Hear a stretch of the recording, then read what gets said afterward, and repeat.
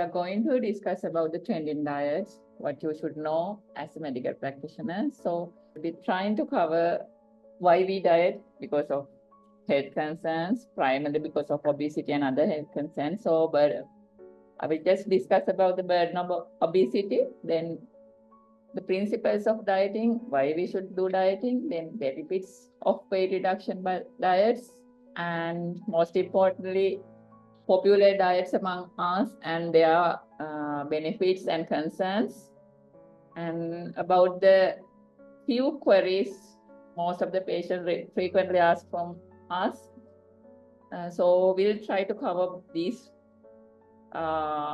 few factors within this short period of time. So let me tell you that we don't consider obesity as a disease, but according to several international organizations and associations, it is considered as a disease because there's ongoing inflammation which affects all the metabolic functions and biochemical functions in our body, which will lead to psychosocial and health consequences. So obesity is not a risk factor now, it is considered as a disease. So it's a with the multiple factors, and it needs patient-centered individual approach for the management of obesity. This is really important because we can't give one package for all. It does not work for patients. So it should be patient-oriented, individualized nutrition management plans for obesity. So, but remember, obesity is a disease which we have to treat and which can be cured without any medications if you can modify your diet or lifestyle. I don't know whether you can see. These are the recent data in Sri Lanka showing that adolescent obesity and overweight. First chart is regarding the overweight and adolescents. It is which shows a really sharp rising trend towards from 2000 to 2020 from 2%, or at least less than 2%, and there's a rise up to 6% during this 20 years. So it is rising continuously. So we have to address this fact. This is regarding the adult. Again, compared to the male, females are obese, but still male obesity and female obesity both are prevalent, both are in rising trend. And just to recollect your knowledge, I know all of you know these factors. BMI. So when we were medical student, it says normal BMI is 18.5 to 24.9, overweight 25 to 29.9, and obese more than 30.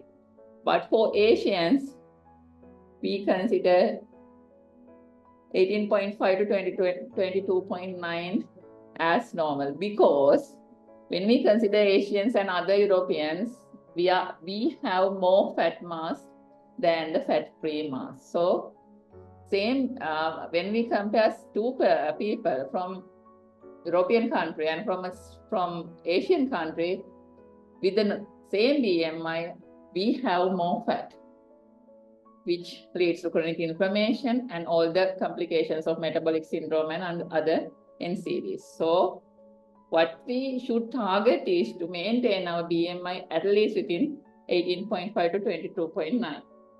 This can differ with the athletics or other sports person, but for a normal person, if we can maintain the BMI within 18.5 to 22.9, it's the best. Otherwise, we have seen a lot of patients who are having all the NCDs without normal BMI, with normal BMI, which is between 18.5 to 24.9. So just remember, BMI cutoff should be lower, because in our country, we don't take this value as a national norm. Why? We take this as a national norm, our obesity percentages will be far more higher, which we can't cater for our facilities. So that is why they don't take this cutoff. So endocrine society, their values are even strict, so we are not adhering to that. But to maintain the ideal body weight, just consider BMI less than 3 is the normal one. And then abdominal obesity, again, waist circumference for men, it is abnormal if it is more than 90, and it is abnormal for female if it is more than 80. So even with normal BMI, if you have waist circumference more than that, it says that again you are having abdominal adiposity, which can lead to all the other complications. So why dieting is important? These factors all you have learned from your medical college. So we know that for all the things we need balance. So here, energy intake and output of energy, it should be a balance to maintain the normal weight. But when we consider the parts which we can control, energy intake is 100% under our control. But when we consider about the energy we are activities we are doing, we can't control resting metabolic rate, thermic effects of foods. Only 15 to 30% of daily activities, this part only we can control. So that is why most of the time we tell that most of the patients, and sometimes we tell that we are doing exercises, we are going to gym, we are doing all the exercises, but we can't lose weight. The reason we are only controlling that 50 to 30% of physical activities, but we are not controlling the diet part. So if we are going to do, if you need to lose weight, both should be there. Dietary control is a must.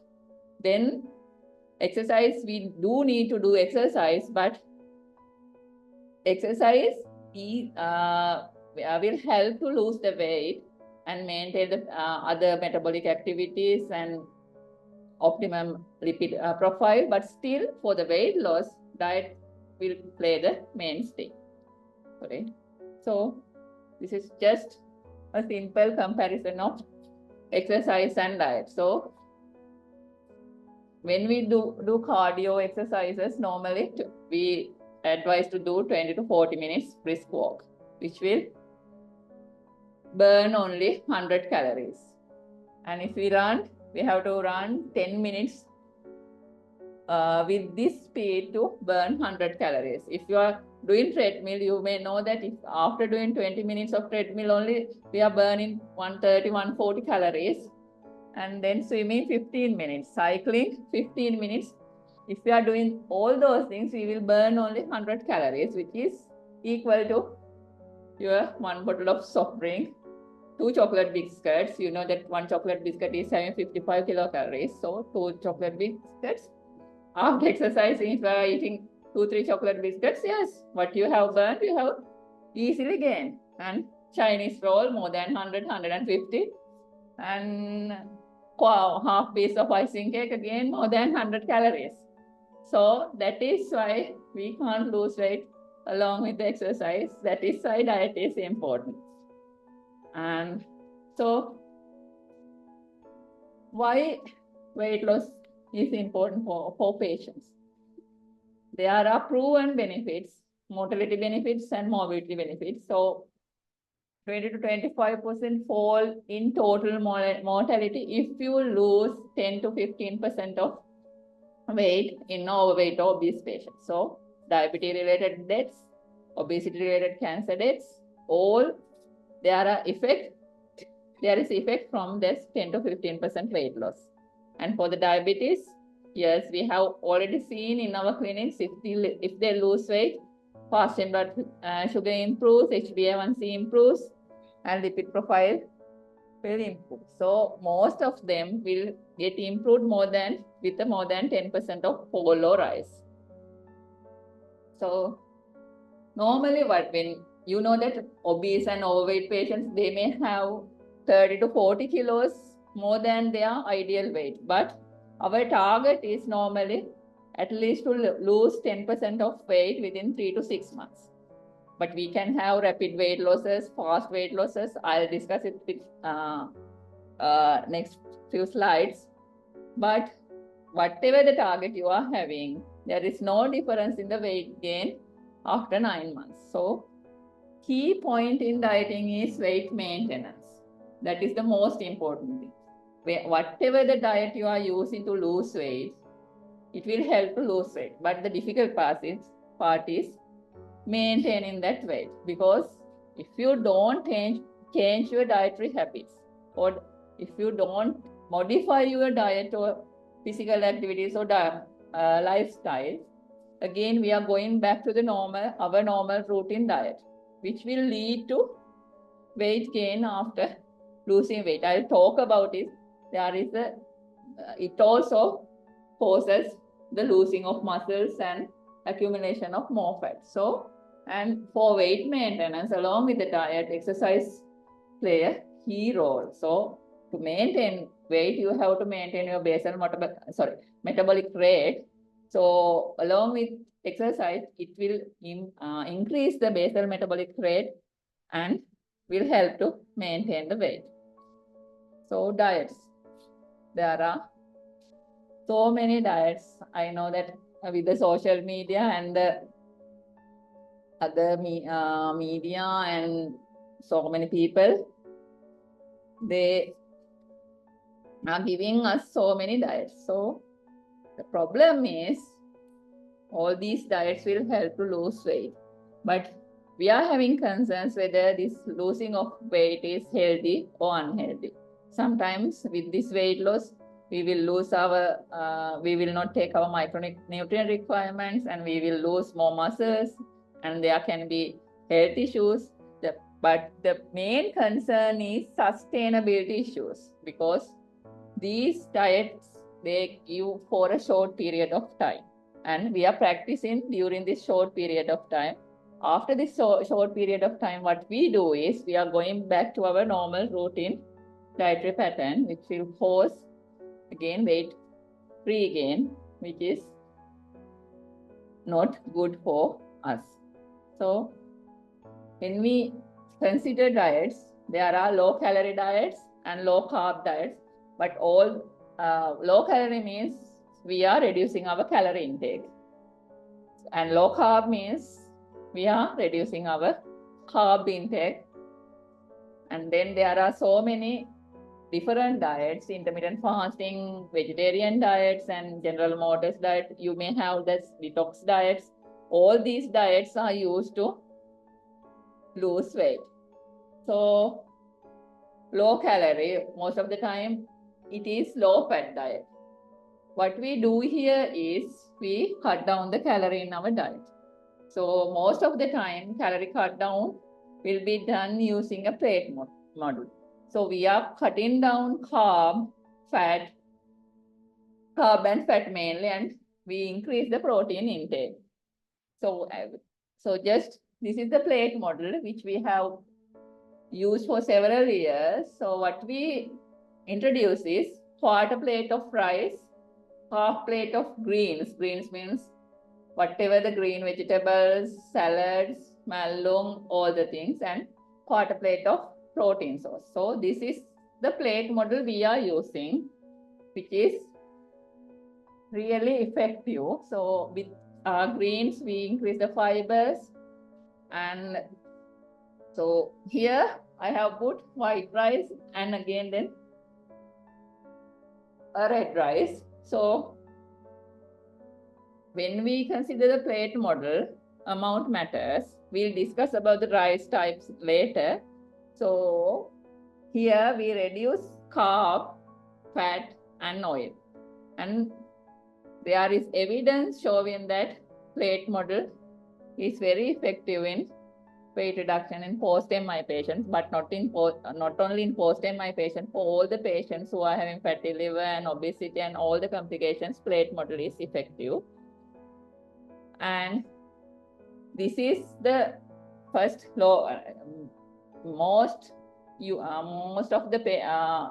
this is the diet we use most of the time. So low calorie diet, because it is very simple, easy to advise and easy to do.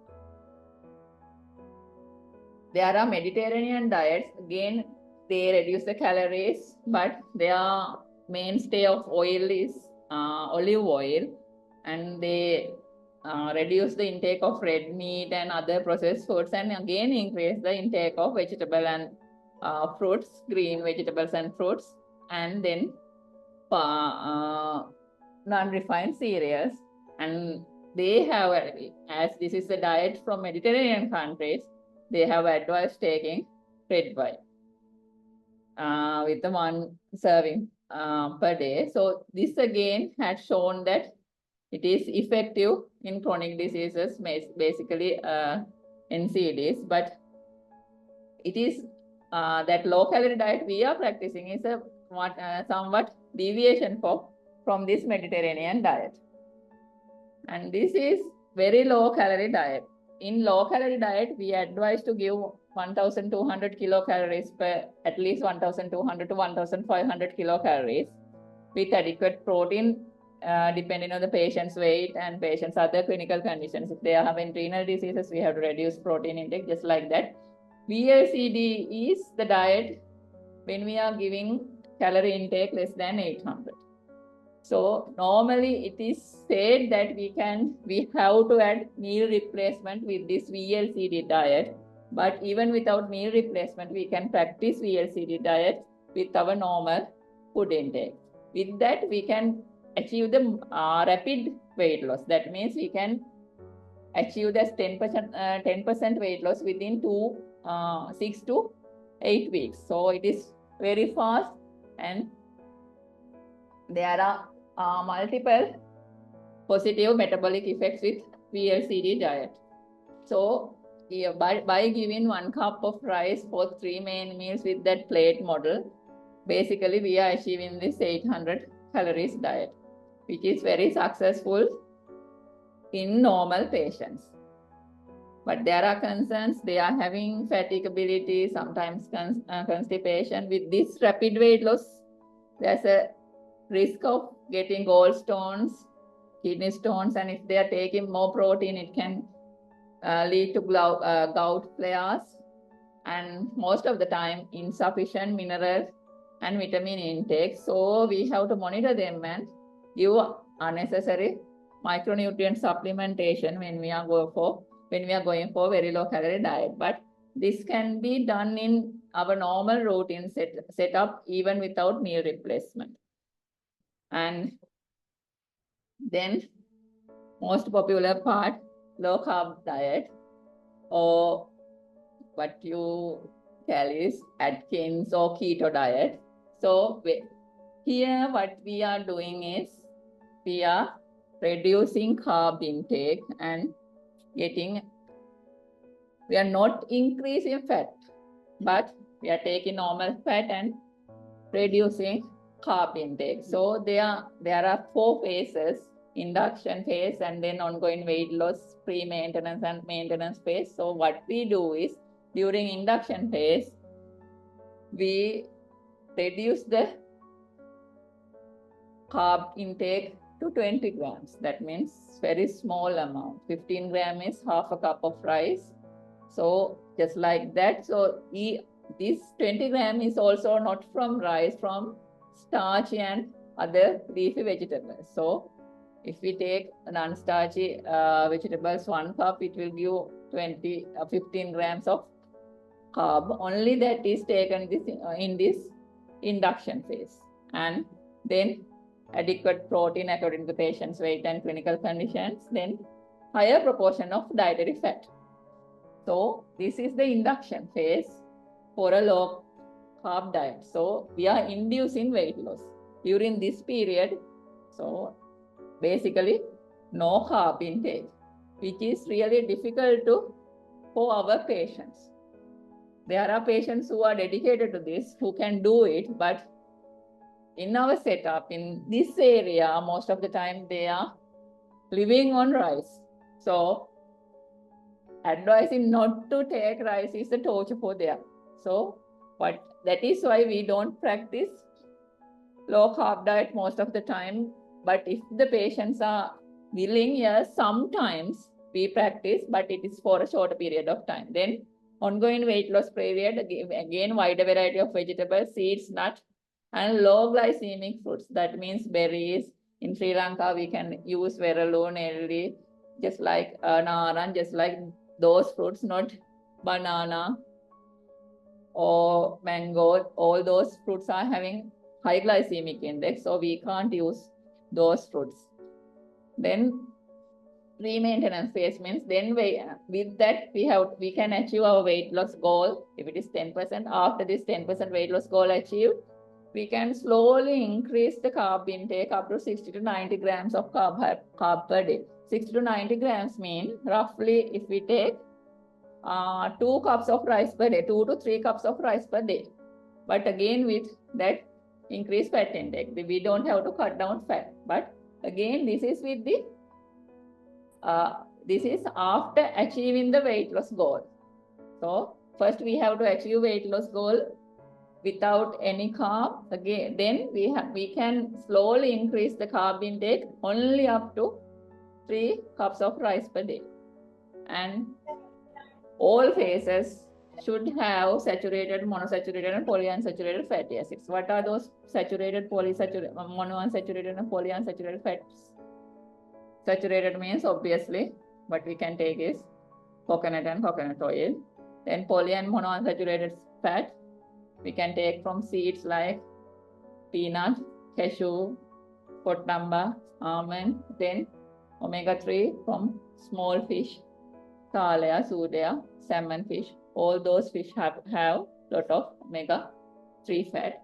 So these food should be in our diet if we are going for low carb, high fat diet. So, and this again, not for low carb diet also, but also for low fat diet, we should avoid processed and refined foods, foods with high glycemic index, and foods with trans fatty acids. So foods with high glycemic index means any food which has simple carb. Again, from raw rice means kakulu. Then palm, bunnies, everything has high glycemic index. Then from fruits, banana, mango, all these fruits have high glycemic index. Then foods rich in trans fats. What are these trans fats? Trans fats are the fats which can change your lipid profile to the total other way around. So where we can find trans fats? Yes, normally what we know is animal what? Red meat. Yes, red meat have trans fat. Other than that, all the bakery products which have brown crust have trans fat. And then anything which is fried with palm oil will have trans fat, because we are using this palm oil to several times, so there will be which lead to production of trans fat, because any oil which has unsaturated fat, if we use to fry fry, it will go beyond the boiling point and it will produce trans fat. So anything, most of the time, any street food which is deep fried will have trans fat. So we have to avoid these foods even in a low carb diet. And not in the maintenance phase, we can take cereals, breads, grains, and dairy products. But in other phases, we can't take anything. So if we are going for an Atkins diet or keto diet, we have to limit all the carb and processed foods, which is really difficult for our patients. Even for us, sometimes it's not easy. So, but people who are dedicated, who are motivated, they can do it. But again, after low carb diet, the main problem is maintenance. We can do it for 3-4 months. Then yes, we achieve this weight goal. Then we go for the weight maintenance stage, which they recommend only 60 to 90 grams of carbo, 3 cups of rice per day. Again, we lose it after losing the weight, this maintenance is really difficult because it's not modification of our dietary habits, not lifestyle modification. So we can't continue it. So this again the same. Keto diet first started, we all know that it's first started for the new refractory seizures in children, which is still using, and where we can see the improvements also. So again, here we can't see any carb here. All things are 1/3 of protein, then grains, then seeds, nuts, and fat. So what is happening in low carb diet? Why it is so fascinating, so fast in weight loss? Because it will induce ketosis. With the ketosis, we use ketone bodies for energy and fat will be hydrolyzed. So what are the benefits of low carb diet? It is neuroprotective. We all know that for neurological diseases, we are using this diet. So it is neuroprotective. And weight loss is quicker and more compared to the low fat diet. It improves the glycemia. In diabetic patients, glycemic control will be improved quickly, and it will reduce triglyceride and improve the inflammation. There are concerns. Even in children, when we start keto diet, we have concerns in increasing LDL and total cholesterol. And when we are taking more fat, it can cause short-term nausea and lethargy. And hypercalcemia, we have seen renal stones developing in patients who are doing this keto diet. And hypovitaminasis, especially vitamin D deficiency, is common among these patients who have lost weight quickly. Apart from that, there's a high risk for gallstones also. So when we compare low-fat diet with low-carb diet, both have their own good effects. So low-fat diets moderate success compared to a low-carb diet in glycemic control, and very low-fat diet can improve the lipid profile and metabolic profile. Both have good effects in metabolic profile.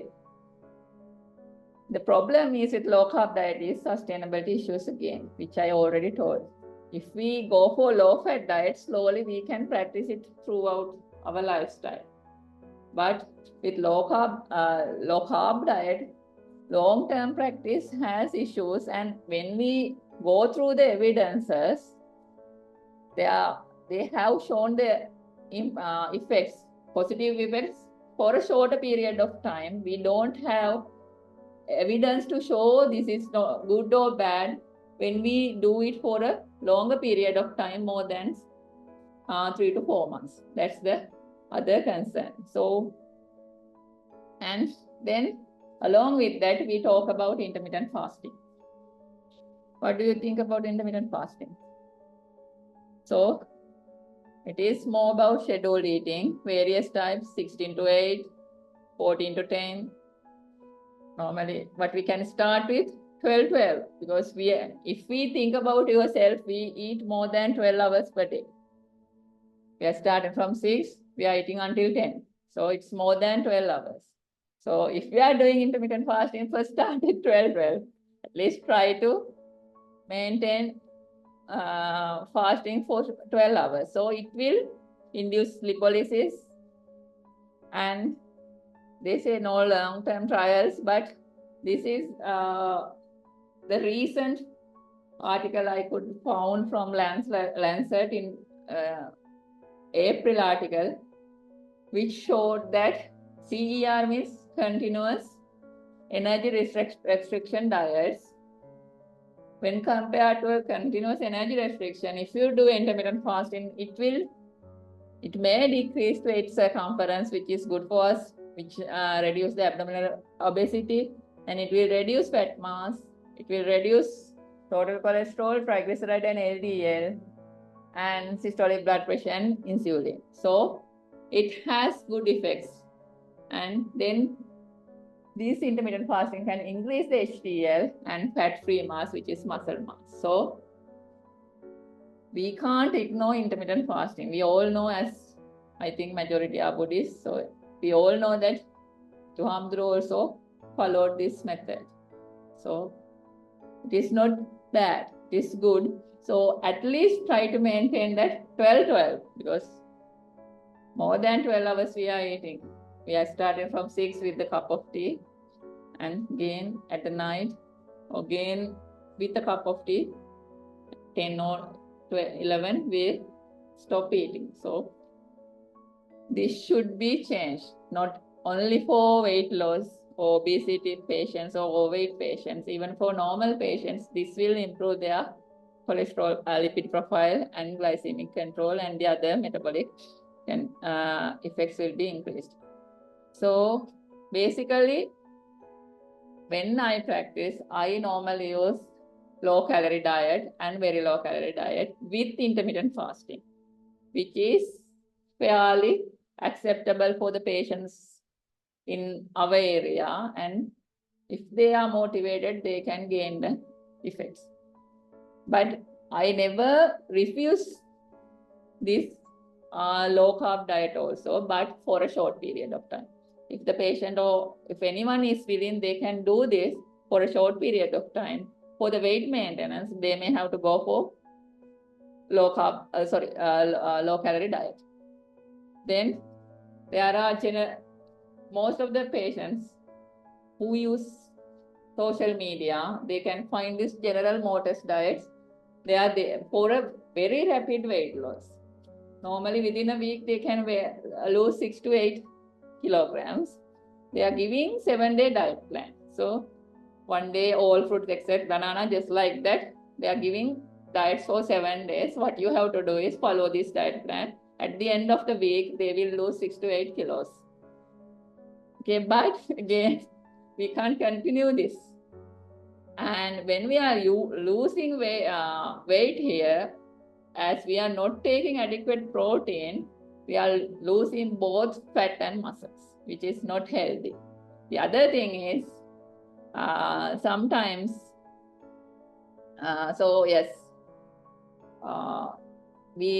other micronutrients will be lacked there, and dehydration. Sometimes they can cause dehydration because they are giving plants. I first told that we can't give a same plan for all, but this is the same plan for all. Sometimes they may need more water, more nutrients, more calories, so it can cause dehydration. Yes, with the muscle loss, muscle weakness. And there is no scientific evidence to tell that General Motors diets are effective in long-term weight loss management, or obesity management, or NCD management.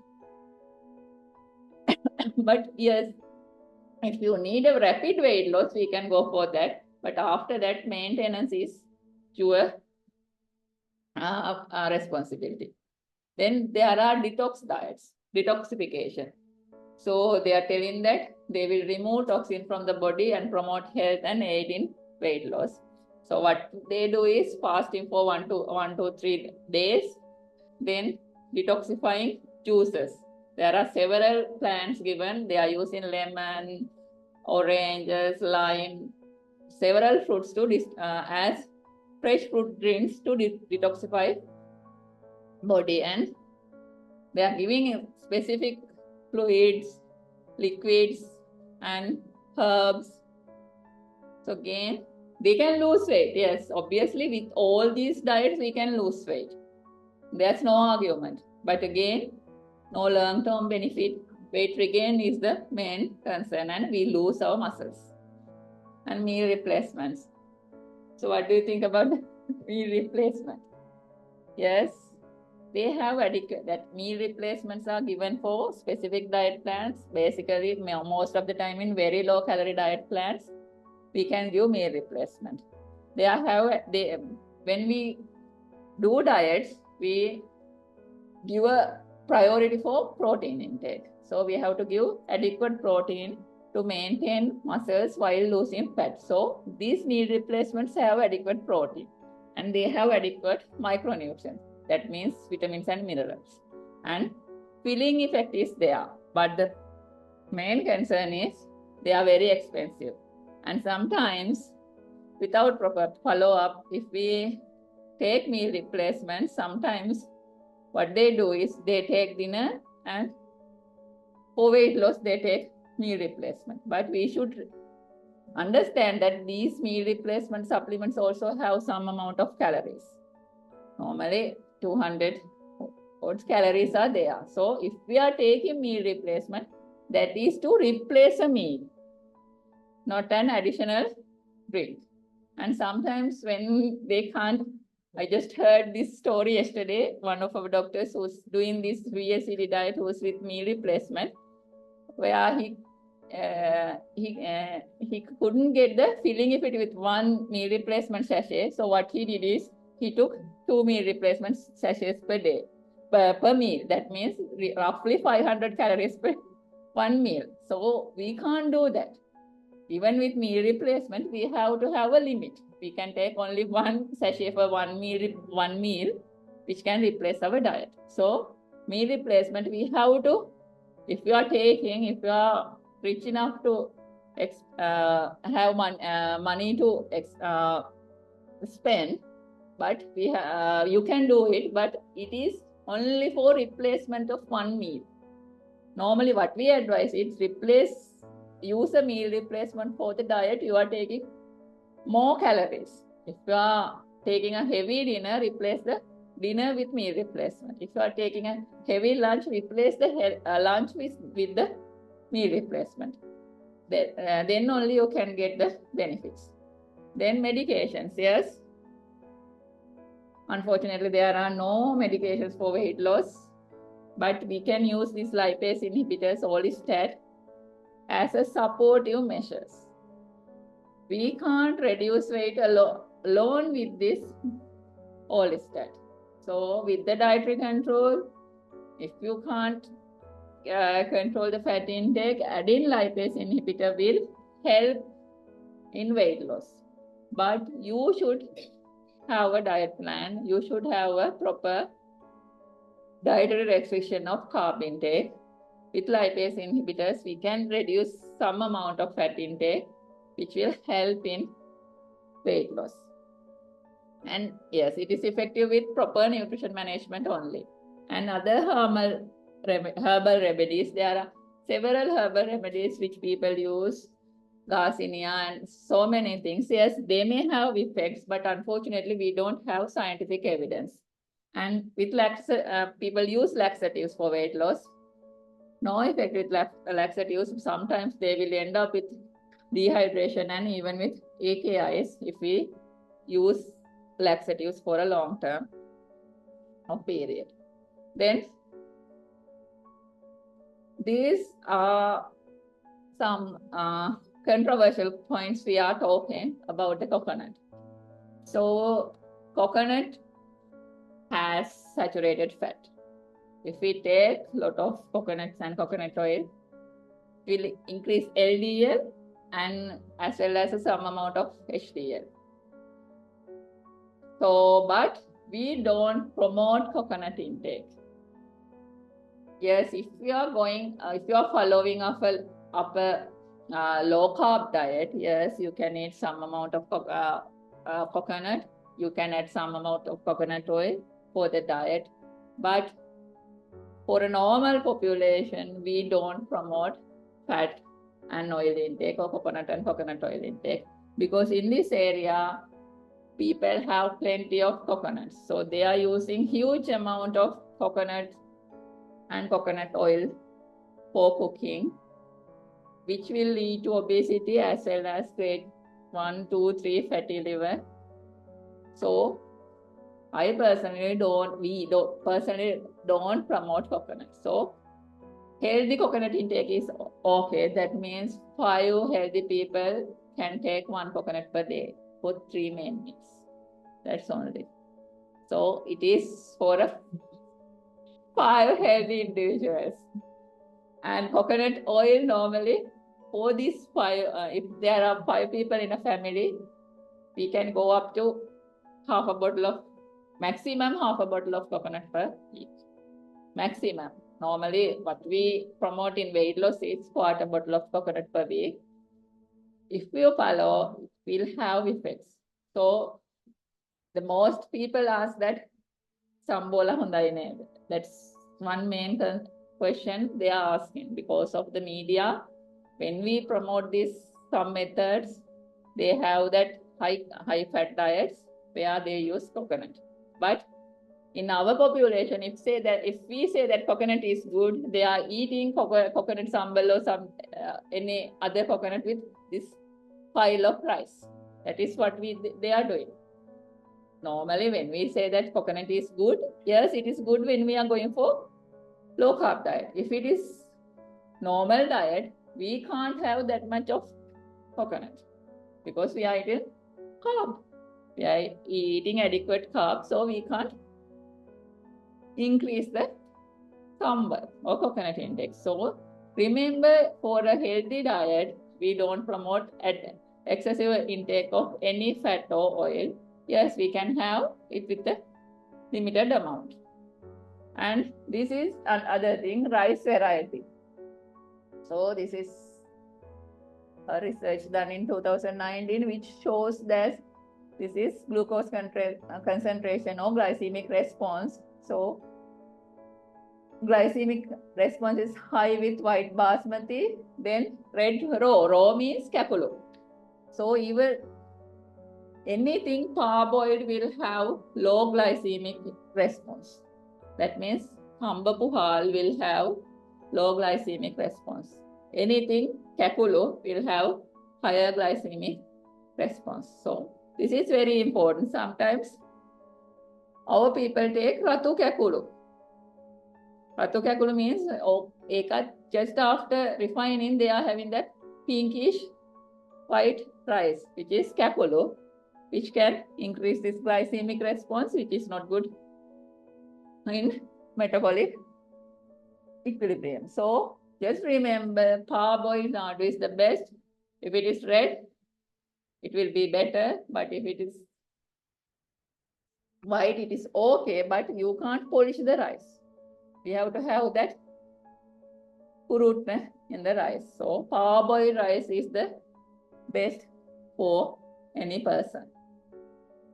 So even basmati, if it is raw, it has the high glycemic concentration or high glycemic response. Then about flour. When we talk about flour, white wheat flour and atta flour, again, glycemic index is, there's no big difference. Carb intake also, again, there's no big difference. Fiber intake, yes, atta piti has large number of amount of fiber, which can improve the satiety. If we eat atta roti, it is not that tasty and it has fiber, so we can't eat a lot. So all those things, this will reduce the amount. When we talk about the nadu rice, also same. Parboiled nadu, we can't eat a lot. So when we compare the capullo and nadu, we are given capullo pingana and nadu pingana, we can't eat the same amount of nadu compared to the capullo. That is what is important, the portion control. So for the portion control of rice, parboiled nadu is the best. Again, if we are taking anything flour, atta piti will be the best because it will reduce the intake. And again, plate model. This will support the plate model. You can see this glycemic indices, glycemic load, which is in the last row. It shows that red raw rice with kiri hodi or just a hodi will have glycemic load of 40. Again, with mixed meals, kotakola dal, egg, kiri hodi, it will reduce up to 16. This is really important. And white raw with sambal, again 40 glycemic load. But red raw rice, again all these things, white raw 15. So this plate model is really important to maintain the glycemic load. So any rice with greens, proteins will reduce the glycemic load. So that is why plate model is really important for glycemic control as well as portion control. Basmati, all the things will have higher glycemic load with sambal and kirihoti. So if you are taking sambal with this bath, if we think it's good, it's not that good because it will increase the glycemic load. Again, this was done in 2019. Okay. And this again, Kurakan. So Kurakan, what do you think? All the patients think that Kurakan is the best for Sini. And they are taking Kurakan Talapa, Kurakan Kanda, Kurakan Roti. All the things again, if we go back, will not have any mixed meals. It's only flour and coconut, which will increase the glycemic load.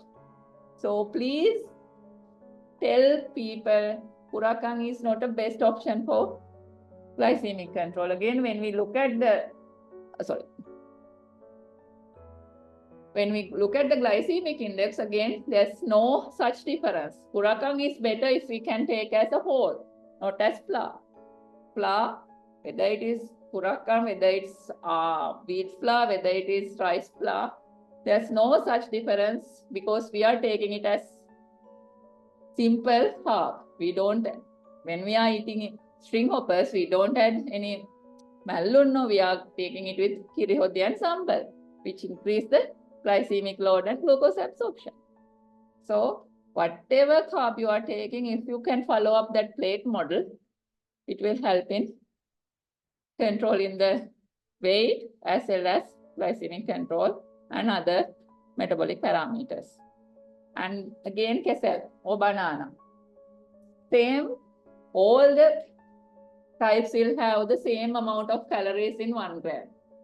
But we know that ambul is a small one. So it will have low calories. When take anamalu or embu, there are more grams of banana which will have more calories. So banana is not the only fruit we have, and it is it has simple carb. So 1 gram will have 0.9 kilocalories. Simple sugar. So if you take banana, we have to reduce the amount. That's the message. And this is the most important thing regarding on and off dieting. I told you that when you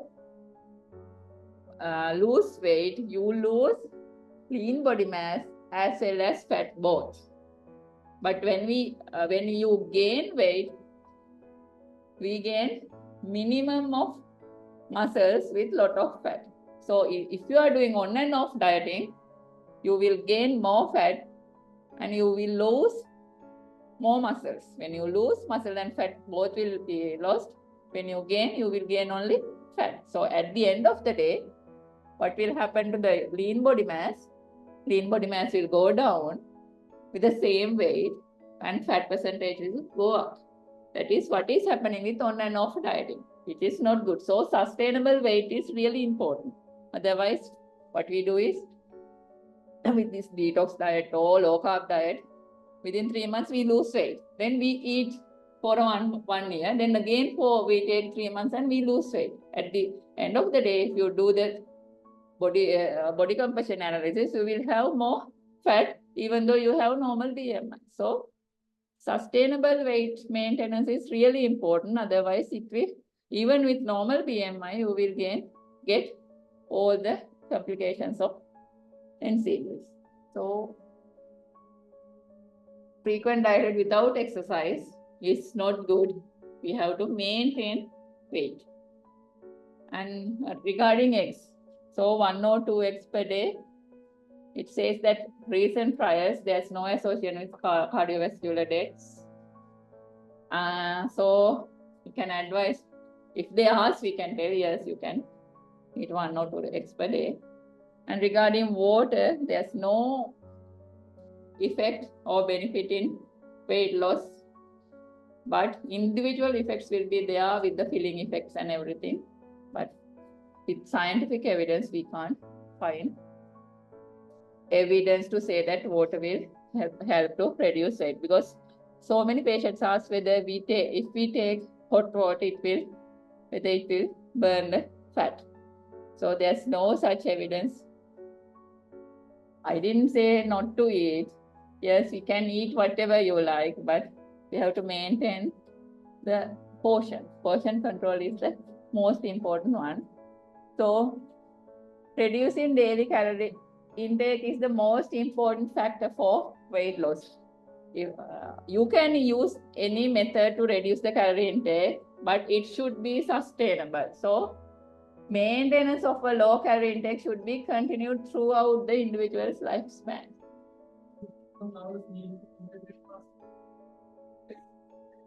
There's no minimum hours, but if you want to practice, you can start with 12 hours. Yeah. But I know with 16-8 fasting, 16 to 8 hours, 16 hours fasting also, people will not get any GORD symptoms. If they manage that 8 hours properly, they won't get any symptoms of gastroesophageal reflux disease. But I prefer 14 hours. But we have to start with 12 to 12 hours because we are 16 hours and fasting 8 hours. And so the best diet for weight management is one that can be maintained for a long term. It will be different for person to person. So best diet will be one that can be maintained throughout the life. So some people, it will be low carb. Sometimes some people, it will be intermittent fasting with that 8 hours. So you have to choose what you can do. And you have to continue it. That is the key message. So, any questions?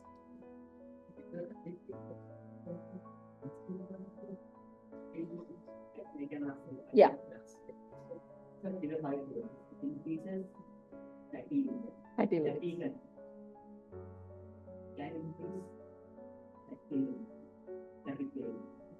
Very rapid. Madam, we are the new nutrition, MSc nutrition. We are actually joining as a group. With the question we have is the percentage or the amount of oil, coconut oil, to be used by a family. Like if a family is having 5 fasting, but for obese patient, weight loss will reduce the risk of malignancies. And intermittent fasting, surely that insulin resistance will be reduced. It will increase the insulin sensitivity, and all the metabolic effects will be. I prefer both together. 12 hours, then low carb diet. So we can listen to intermittent fasting, if you are taking 3,000 calories within that 8 hours, there's no point of doing intermittent fasting. That means within that period of eating, you can't eat everything you want. Okay? So,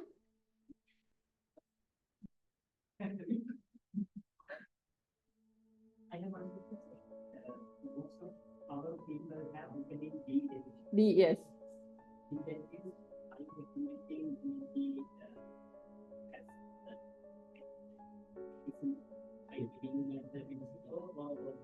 Yes, for we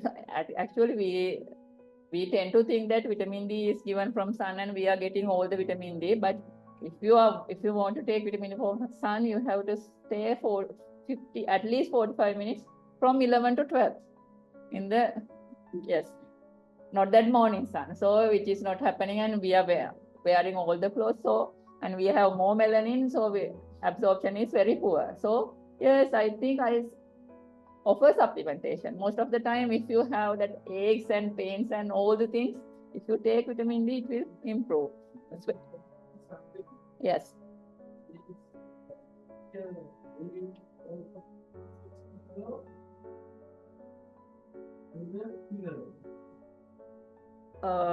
High dose, single dose means that 200,000 or 3.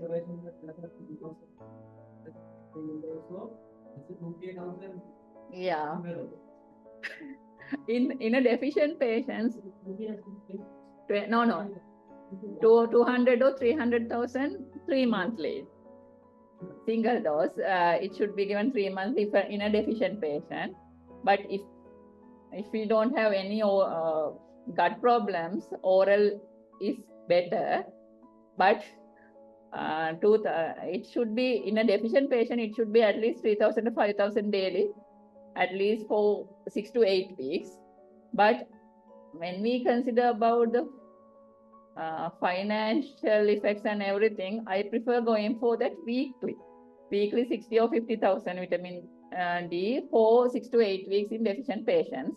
But if you take it as supplementation, we prefer giving 2,000 international units of vitamin D daily. Metformin, there are ongoing research for adolescents and patients who are having metabolic syndrome, whether there's an effect, but I don't know about the temperament.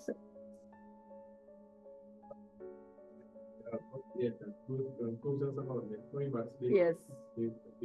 People prescribe, and there are ongoing research. I don't know the effects, but again, with metformin, loss of appetite would be the main reason for prescribing metformin. But we can't prescribe metformin for long term for weight loss, no? Yes. Treatment. Yes. No. Yes. I think it's different, so maybe yes.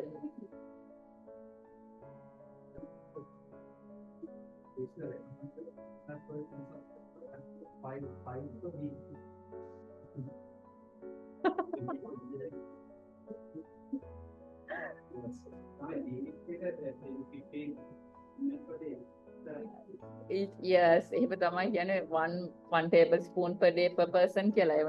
Normally, what we recommend is clinics. What we tell is to take a quart of bottle per week.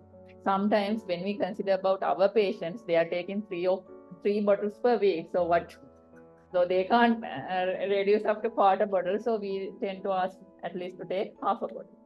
So quarter bottle per week. Yeah, each person. Yeah, certainly. So it's very interesting that when it comes to nutrition, we get a lot of calculations coming up. Yeah. So just tell us, somebody, what is our usual energy requirement per day, like per person, just to maintain routine daily activities? Considering we are sedentary. Yes. So. Yes. So gain per kg. 15 to 20 kilocalories per kg is enough. 70 kilos per person require. Yes, 1,400. That means 1,400 to 1,600 kilocalories. What is our Sri Lankan based diet? Yeah. What is the usual energy that is included in that diet? Normal diet. Normally, if we are taking this 1,600 calories, yeah, you are maintaining weight, but normally it's more than 2,000. That means there are about 500, 600 excess. Yes. So that is going to be deposited as fat. Yes. People have that. So when we are. Yes. And especially. Yes, especially childhood obesity will be a big problem in the future. We are having a lot of children referred from school having diabetes, grade 2 fatty liver, and dyslipidemia. We are having a lot of kids who are referred for obesity. Almost all are having dyslipidemia and fatty liver. So even if you skip a single diet, one diet per day, still you will not. You can balance the input and output, but if you have to burn the excess, then you have to go further down. Yes. Simple as that. Yes. You have to cut down at least 500 kilocalories per day. Or else you have to engage in activities. Yes. 2 rolls, 1 cup of tea is 500. Not that easy, isn't it? So no, it's human not. body is a very efficient machine, I would say. If thing did not happen, we would have ended up with a lot of hunger. So We are born. whatever the thing that comes to your stomach will be absorbed and taken as energy. It's ultimate. Because we are survivors. It's not that easy to come to this healthy diet without having good commitment towards it. Yes. If you committed for near at least 3 months, then it will become your habit. And yes, people can have tea or coffee without sugar, even though we can't have, because that's their habit. So we have to change our habits. That's so simple as that, changing habits.